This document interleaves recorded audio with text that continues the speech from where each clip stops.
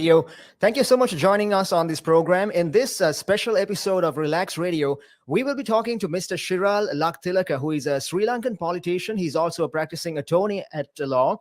He practices in the fields of civil law, public law, and human rights in Sri Lanka. He was also once the advisor to President Maithripala Sirisena, the former president of Sri Lanka. Now, during Mr. Shiral's tenure as advisor to the Ministry of Constitutional Affairs, he was responsible for coordinating the peace process, representing the ministry at the Sri Lankan Peace Secretariat, also coordinating and providing guidance on reconciliation, rehabilitation, and reconstruction, and also coordinating work related to the peace process. Furthermore, Mr. Lakthilaka has appeared in more than 750 legal cases that were filed under the Prevention of Terrorism Act and Fundamental Rights Violation. So, Mr. Lakthilaka joins us now to talk about his views on the current economic crisis in Sri Lanka, the protest situations, his vision for Sri Lanka, and what should really be done to curb the crisis that is affecting millions of people all over Sri Lanka. So, Mr. Shiral Lakthilaka, I want to extend to you the warmest of welcomes. Thank you so much for joining me on Politics 2.0 today.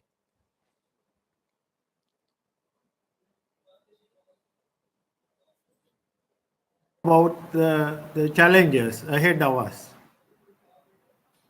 So, Mr. Lakthilaka, can I ask you, can you start off by telling us about yourself and your policies and your vision for Sri Lanka in general?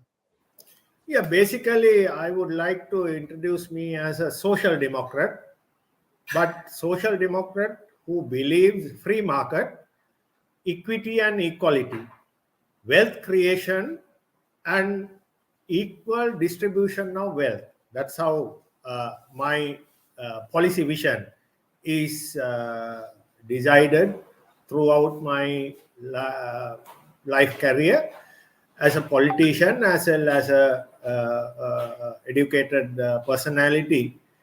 And my vision towards my country, Sri Lanka, is that I always like to see Sri Lanka as a stable, unconquerable, and prosperous state.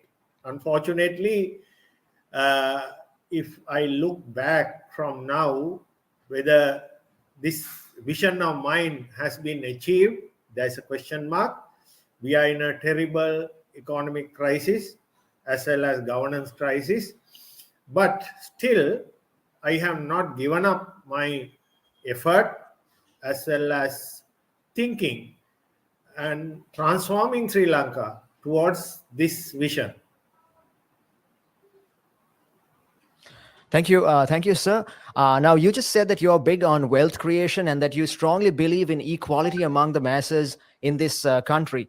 So, you say that you are a little disappointed that your plans, perhaps, of Sri Lanka to be an equally, a country where everyone enjoys of wealth equally, that those plans have not come to fruition yet. So, with reference to the recent protests and the economic crisis in Sri Lanka, what are your thoughts on that subject? No, I mean, if you look at the present crisis have created twofold challenges. One is the economic challenge or economic crisis, we are calling it. Then the governance crisis. But when it comes to a deep analysis of what we are experiencing now, the economic crisis is a result of a governance crisis. What we are saying is, for longer period of Sri Lankan governance, we have not been able to take inclusive, accountable, and transparent decisions in relation to politics and economics. That is what happened. So it is a governance crisis in deep sense, but that governance crisis has created an economic bankruptcy. So right now we are, if you look at the way people are reacting to that, they are reacting to economic crisis as well as a governance crisis. Some people are asking a system change, system reset, political culture to be changed. On the other hand, some people are talking, give us petrol, give us gas, give us medicine, give us all essential commodities in a reasonable price. So there are two ways of looking at this: the governance crisis as well as economic crisis. So now you mentioned the governance crisis. Can you pinpoint any particular decisions that the government made in Sri Lanka that contributed to the current economic crisis? No, if you look at the I mean, not only last 2.5 years, even if you go back for last 25 years, our parliament has, as well as the respective governments, have not been able to make a financial discipline within the country. The financial discipline is governed by a particular act called Fiscal Responsibility Act. The Fiscal Responsibility Act was introduced in 2003 by then Prime Minister Mr. Ranil Wickremesinghe, who is now the incumbent Prime Minister of the state also, has given certain benchmarks. What is the percentage you have to maintain your budget deficit? What is the level of unemployment? What is the percentage of debt ratio to GDP? Likewise, all these things are given. But unfortunately, successive governments have not been able to stick with those yardsticks and taken loans, spend the public money as they like. There was no accountability. There was no return on investment kind of approach. There is no accountability. I mean, our politicians, successive governments have spent lavishly over public money. Then they have the corruption, then the mismanagement. All these things have taken 10% of our GDP out of the country. Now, if you get the 1990s, the report was created by then Professor Indraratnan. In his report, he has said every year, 10% of our GDP is taken out through corruption. That is his finding. But recent reports published in 2013, the Global Integrity Report says every year our politicians are taking out 1.9 billion US dollars out of the country. So that is the statistical report to show the magnitude of our corruption. Now, if you go to the Professor Indraratna's report, he says 10%. 10%, if you calculate along the terms of GDP, Sri Lankan GDP is like 80 billion US dollars, or slightly changing up and downs. The 10% of GDP means 8 billion US dollars. But the Global Integrity Report says every year 1.9 billion US dollars were taken out. So this shows how our politicians have extracted the state resources, public resources out of the country, and now we have become poor nation as well as a bankrupt nation. But if you look at the reasons for that, reasons are stemming from the legislative and executive malpractices. So the reasons are very quite obvious, and it is the history. History shows that by experiencing the present bankruptcy. So, Mr. Shiral, you were talking about how there are two differences. There are two different things called the governance crisis and the economic crisis, and you elaborated on the difference between the two. So, right now, I think the question that all consumers across the country are asking is, what can be done in the here and the now to control the price, the hike in inflation, and the economic crisis in general? What are your thoughts on that? the inflation or money, the commodity prices increase cannot be controlled right now because we are depending on state ability to obtain credit from external and internal sources. So the government has to print money. Once you start print money, the automatic uh, uh, consequence is that the prices will go up. That is an economic theory. On the other hand, there is a scarcity of uh, public good, scarcity of commodities.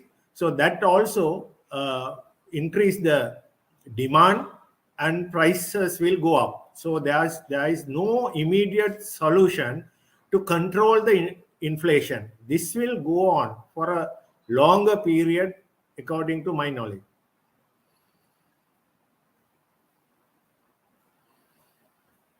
Like, put yourself in the shoes of the typical Sri Lankan who is struggling with having to pay their bills and all these unnatural price ranges when it comes to gas, for example. What are the three tips that you would give to Sri Lankans to cope with the cost of living as it has erupted right now? Now, first thing is we have to change our lifestyle. We cannot afford to continue with our earlier exorbitant life patterns. We have to restrict our demands.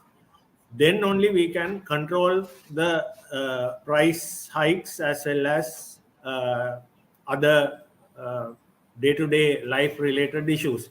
So we are talking about small is beauty. We have to think about small economic state. That means you have to reduce your demands. You have to settle with meager resources available in the country. One, if I can give you a good example, I'm a car owner. I cannot afford to maintain my vehicle by putting petrol to my vehicle but without giving diesel and other requirements for farmers, because the priority is production. So we have to restrict our demands. We have to restrict our credit card use, because if credit goes up, that will affect our national economy. We have to control our electricity demands. uh, Certain structural changes has to be made. Likewise, Sri Lanka is now, whether we like it or not, we have to accept we are a bankrupt country. In a bankrupt country, we cannot afford to have luxuries. This is the reality. There is no point of blaming anybody. Reality is we have to adjust ourselves. We can blame, we can curse, but there is no alternative. Only way is to adjust our lifestyle. That is what we have to say, whether for all the countrymen, that change your lifestyle. Without changing our lifestyle, we cannot survive. That is the reality. Thank you, Mr. Shiral. I would also like to ask you, how are the different ways the pandemic has affected the COVID-19 pandemic? How did that affect the economy in the short term and the long term in Sri Lanka? Pandemic brought a certain breaks to our economic development. That is true. But when pandemic came into Sri Lanka in 2020, we were suffering from severe economic crisis. Our rulers have not been able to address those issues when pandemic came. So pandemic aggravated our crisis, but pandemic is not a result for the present state of crisis. So as a result, now you know that all over the world, countries are faced with pandemic. Now they are recovering, but we couldn't recover from pandemic downturn because we had a serious economic crisis which inherited from last several years. So then Now we cannot blame for pandemic. We have to blame ourselves, our rulers, for neglecting the managing of our economy. So therefore, yes, there is a issue related to pandemic, and there is a connectivity with the economic downturn, but that is not the sole reason for the crisis what we are now facing. So, according to what you're saying, if the pandemic had not occurred, regardless of what the government had done with international treasury funds, would you say that our economy would still be relatively stable today if the pandemic had not taken place? No, but it is now, it is in the media, it is in reports. When the good governance government returned their power to the present government, Gotabaya Rajapaksa, there were the foreign exchange reserves were at 7 billion US dollars. But the blunders, what the present rulers have done, created this crisis by dwindling our foreign reserves, reducing our income by scrapping the income tax and other taxes. Then the agriculture crisis created by the president. All these things ultimately help to create this crisis. But what I'm saying is there was a crisis before 2019, which was barely managed by then government, but the present government decisions aggravated and precipitated our state into this mess. That is, I have to say.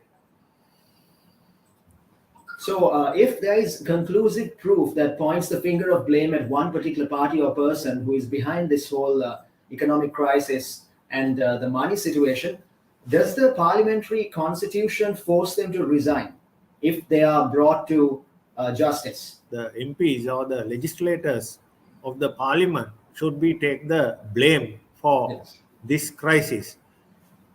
First And answer will- is yes, they have to be blamed because they are the national decision makers of the state. But on the same breath, I have to say, because of their negligence, we can't take them before courts, because then you have to prove that negligence is a criminal negligence. But certain people have gone before courts and taken certain private actions against uh, the governor of the central bank, and I heard that some people are going to challenge certain decisions of the treasury secretary and other finance minister, former finance minister. But those are legal issues. But when it comes to politics matters with the public opinion and public mandate. Only punishment we can give to them is arrange an exit for them from the parliament. The mandate matters in democracy. Therefore, I cannot say that all 225 must bring before the law. But if they have done wrong in those decision making, then definitely yes. And also, Mr. Shiral, concerning the money that was taken out of the national coffers, is there any way that we can regain it from the people who have unlawfully taken it? Yeah, as I mentioned earlier, quoting Professor Indraratna's report as well as Global Integrity Report, there is no doubt that certain people, especially the rulers of this country, has robbed our coffers. There is no doubt about that. Figures are very clear. But there's an issue when you try to talk about reclaiming. So we have to reclaim it through another country's laws. Now, for instance, in America, Money Laundering Act is in force. So then you have to file an action in America through the state agencies of the America to file certain indictments against those who have invested in America. So once the American courts confiscate that money, then only we can reclaim from the American state as another state of world. So it's a long and arduous process. I don't think that immediately we can recover those stolen money, but uh, it. But we have certain ways and means of doing that. It's state to state relations matters here. So. But it will take another 10 to 15 years to reclaim. We know that there are certain institutions in the world who are specialized in this area, especially there's an organization called Basel Institute. They are specialized in helping countries to reclaim stolen money. But at least we have to spend well over 15 years to even think about that. Thank you, Mr. Shiral. Now, moving on to another question. What are your thoughts on foreign aid? For example, can we avail Sri Lanka of donations from countries like India or China? Yes, that is very pertinent question at the moment. Right now, we are not in a position to get any kinds of credit because we have been bankrupt. So our main creditors, the multilateral creditors like World Bank, ADB, IMF, etc., are not in a position to credit money to us. On the other hand, if you take the multilateral creditors, the China, India, and Japan are the main multilateral creditors. Because of our declaration on bankruptcy, they are not in a position to give us loans at the moment until we enter into an agreement with IMF. So therefore, it is also now blocked. On the other hand, now as the Prime Minister is talking about, we are talking about bridge financing. Bridge financing is something called short donations where we can utilize for our humanitarian purposes. Now, we heard that Japan has come forward to give us 140 million or something like that to purchase medicine. Indian credit line is utilized up to now to purchase fuel. Certain countries have given food aid. That is one way of doing that, but there is a severe limitation for that. No country can give us such loans or donations until we recover from this process, because recovery process will take at least another 3 years, according to my opinion. On the other hand, then we have to, after the reaching of IMF agreement, we may be able to convince the rating agencies to relax our ratings up to certain level. Then only we can think about window of opportunity at that point to raise credit. But in relation to foreign aid, being a middle income country, we are not in a position to get donation as such, like we got in ETs from various friendly countries to build our reservoirs, build our roads, etc., through Paris Consortium. But still, as we heard today, that G7 countries are now reacting to our crisis positively. We may be able to get some aid or donations to rescue ourselves from our humanitarian crisis, not from the economic crisis. But on the same time, I have to say that we have to be very watchful and very concerned about what kind of strings attached to those donations. So when a country, nation state is in a dire situation, a lot of countries may come forward to rescue, but on the same time to achieve their geopolitical aims. So we have to be very careful about foreign aid when they talk.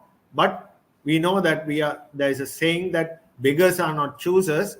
But on the same time, we have to think twice and develop a very scientific intervention strategy when we are talking about foreign aid in this kind of terrible times.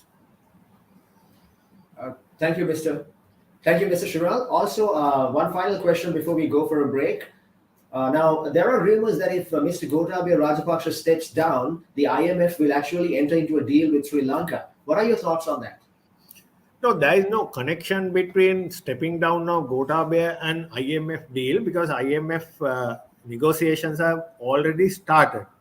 What matters is, and what is IMF is expecting from Sri Lanka is to have a stable nation state. Isn't the IMF saying that Stable nation state means that political stability.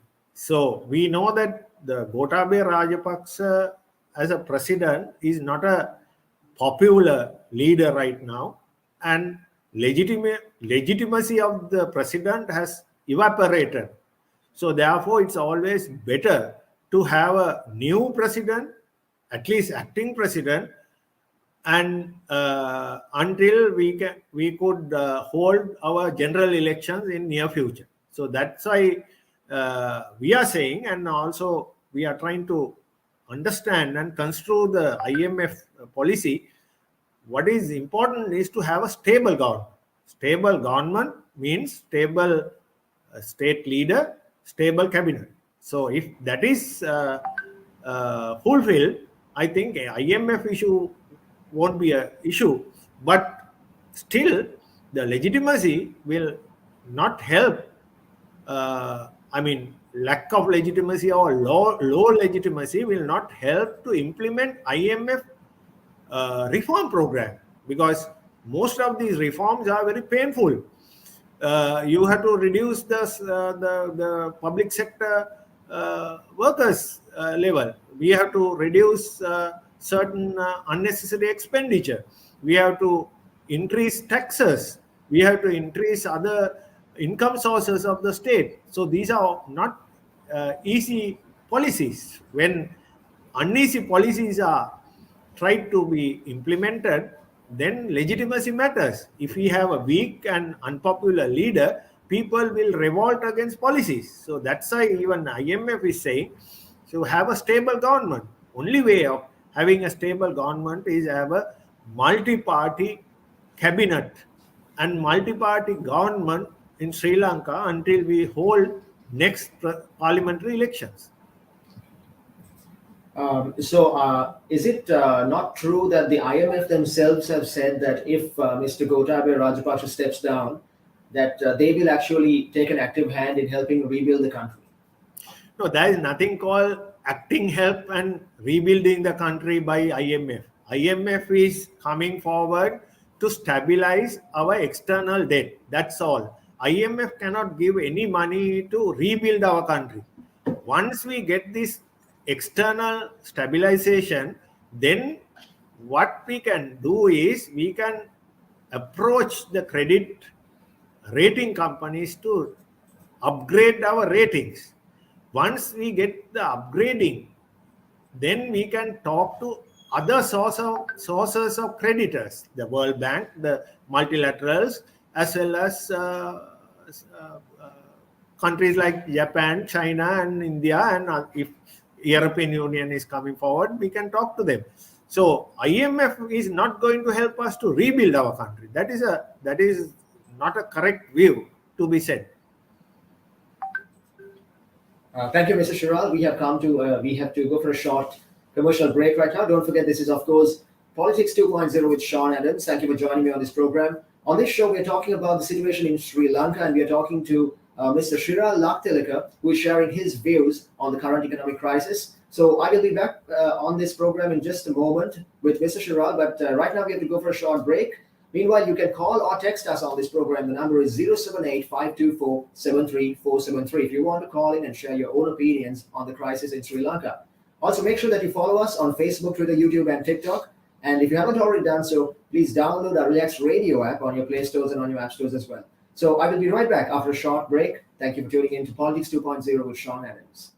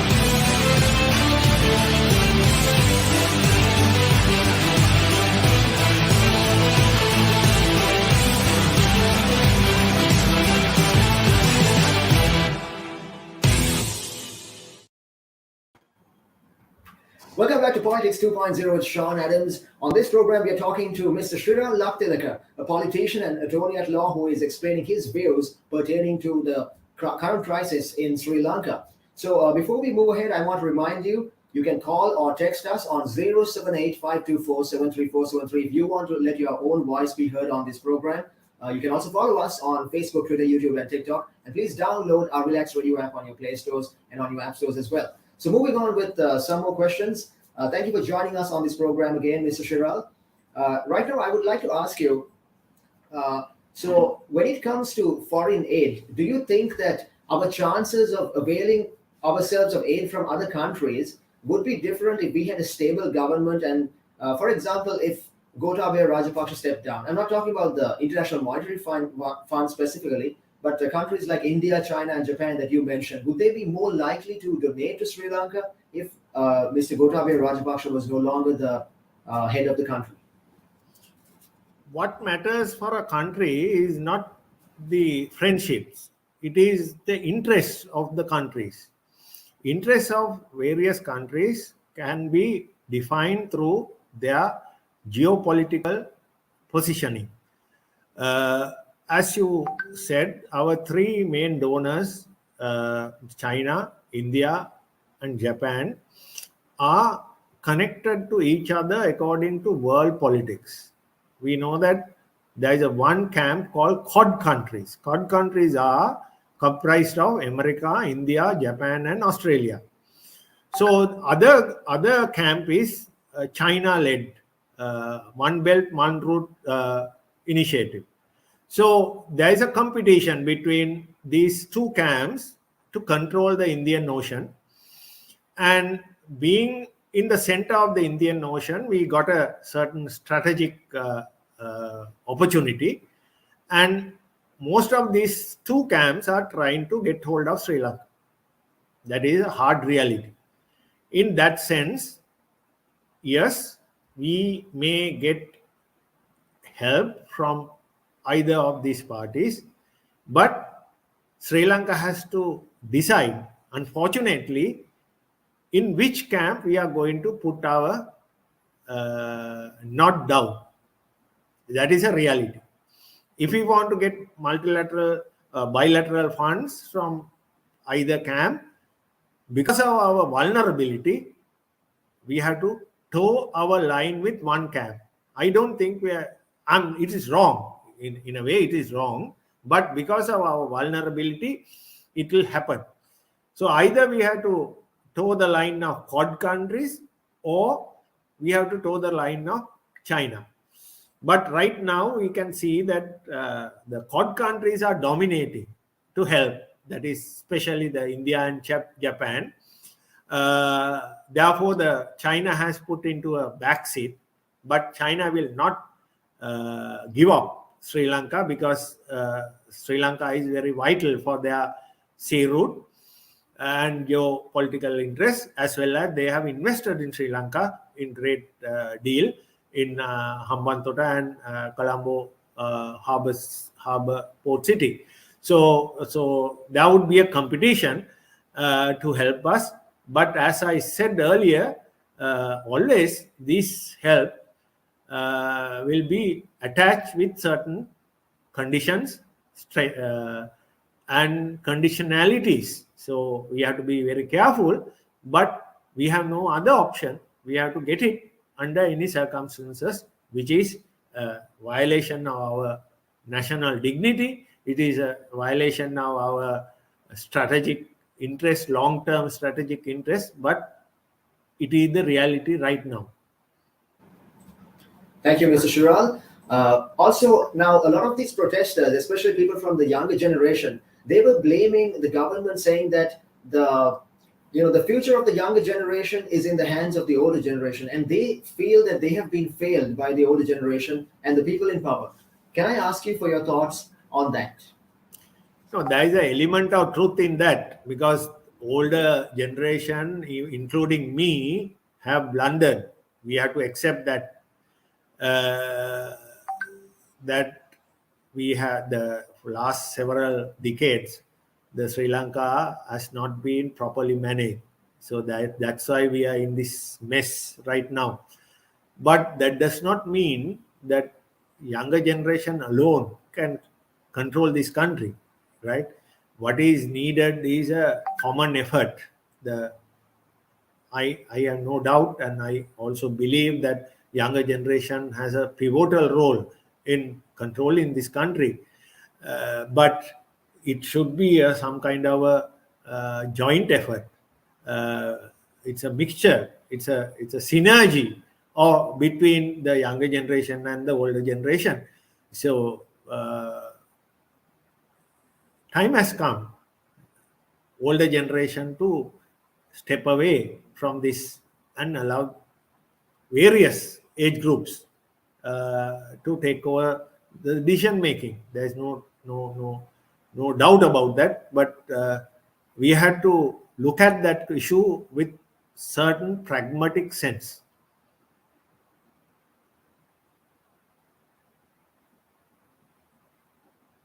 Currently facing a similar economic crisis, Boris Johnson has decided to transition to different forms of non-renewable energy, or rather renewable energy, like offshore wind farms, solar power. Do you think that it is possible to install a similar sort of transition from traditional energy resources to, say, different forms of energy, like renewable energy, like offshore wind farms, like they're doing in the UK? What are your thoughts on that?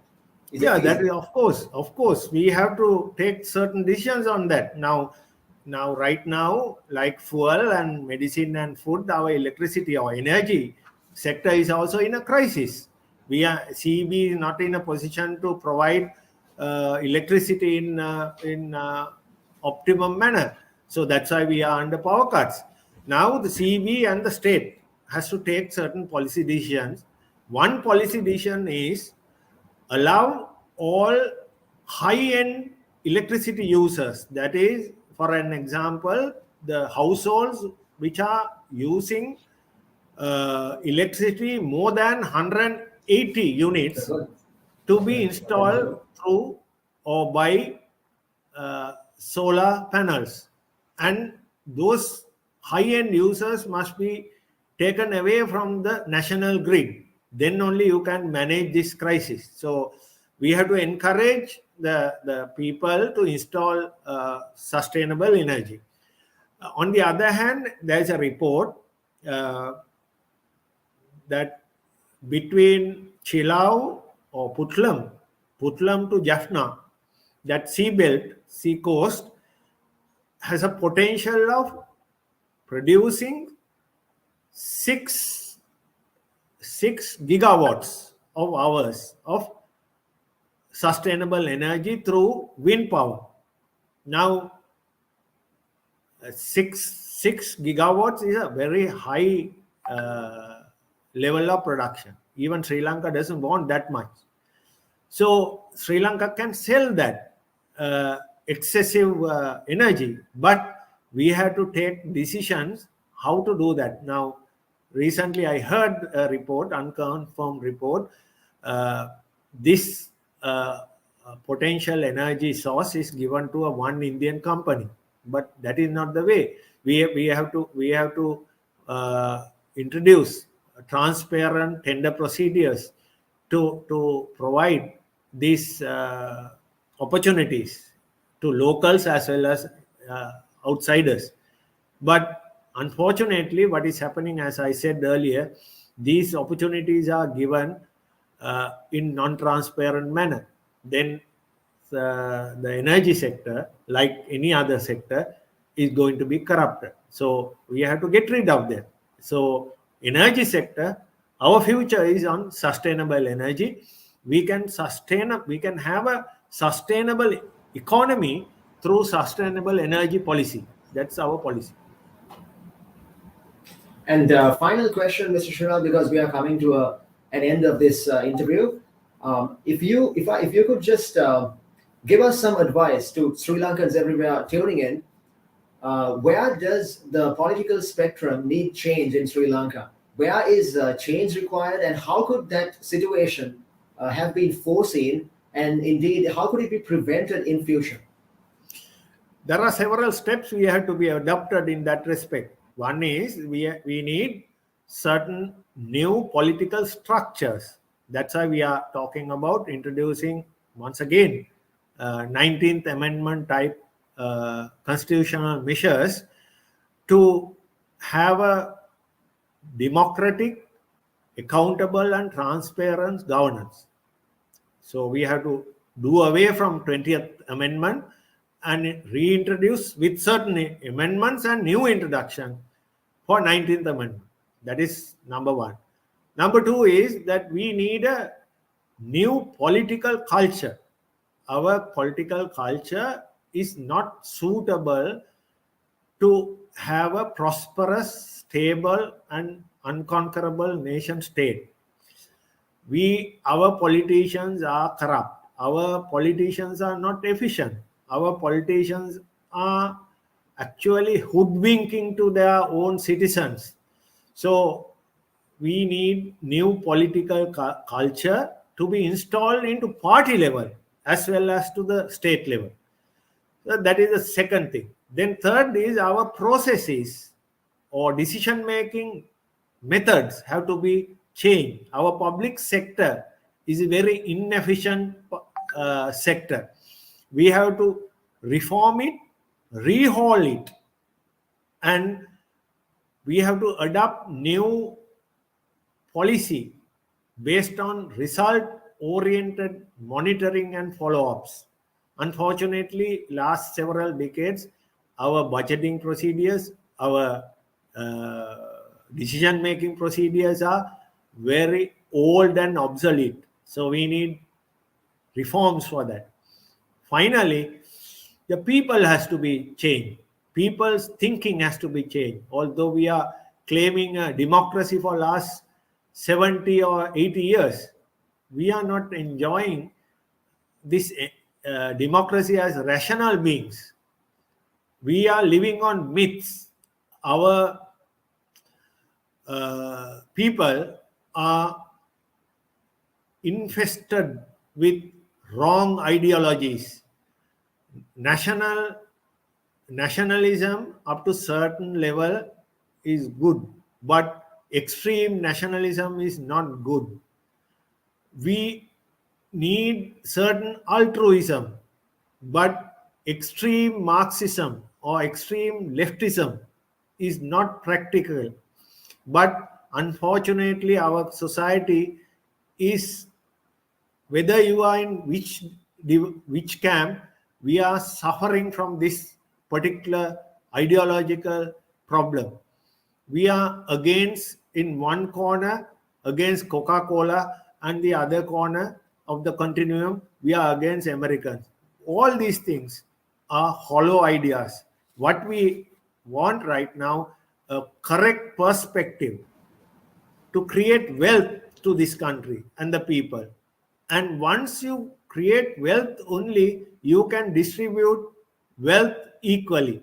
So once you create wealth, you have the ability of taxing the wealth creators. Then only we can spend that money, taxes for health, education, road development, etc., etc. But unfortunately, last 70 years, we spent over public welfare without creating wealth. This is the main problem. Wrongly, we should not aim our criticism at wrong persons. Look at yourself. How do you think about your country? What is your philosophy? That matters when you elect your representative. That's why we are having good for nothing representatives in the parliament. So who has to be blamed? That is, the people has to blame. That's why we have to change these four aspects at once. We have to build an economic person, social person, cultural person within us simultaneously. That is my message. Mr. Shiral. And do you have any concluding remarks, any words of encouragement or advice to the people of Sri Lanka?